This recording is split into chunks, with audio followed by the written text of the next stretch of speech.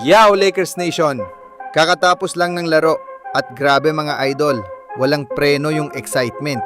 Nagbabalik ang Lakers at pinataob nila ang Philadelphia 76ers sa sarili nilang bahay. 112 hanggang 108 ang final score.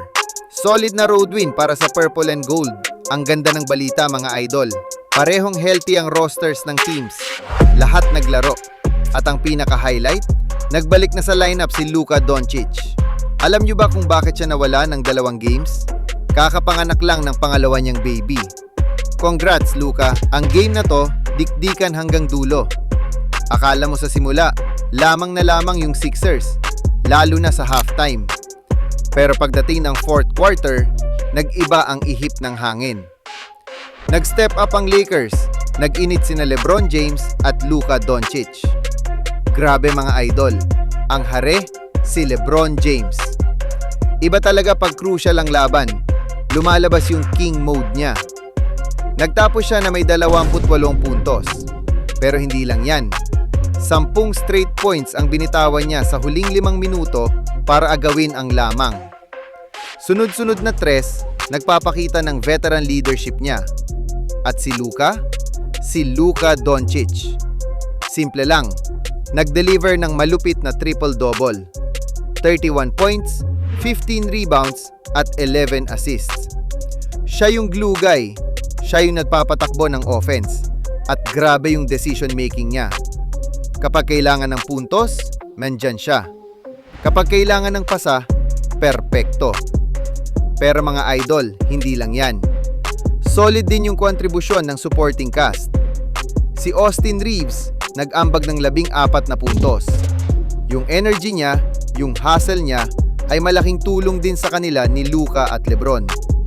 At syempre, si DeAndre Ayton, nagtapos na may 12 puntos at 10 rebounds. Grabe yung presensya niya sa ilalim. Pinupull down niya yung mga rebounds at nagbibigay ng crucial second chance points. Depensa niya sa loob, selyado. Ipinakita ng Lakers na solid yung chemistry nila. Pero di rin nagpatalo yung Sixers ha. Tyrese Maxey, nag-deliver ng 28 puntos. Lumaban sila, pero sa huli, bitin pa rin. Ipinakita ng Lakers na solid yung chemistry nila ngayong season at gusto talaga nilang manalo. Si Joel Embiid, kahit na medyo malamig ang shooting, 4 of 21 field goals, nag-ambag pa rin ng 16 na puntos at 7 rebounds. Grabe yung depensa niya. May block pa kay LeBron.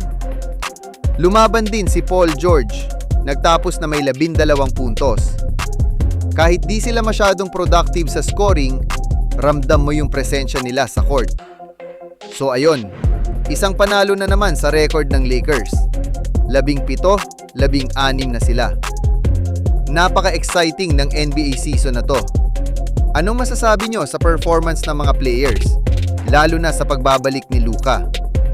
Sino para sa inyo ang MVP ng game na to? Kung nagustuhan ninyo ang video na to, huwag kalimutan mag-follow and like. Comment nilang sa baba.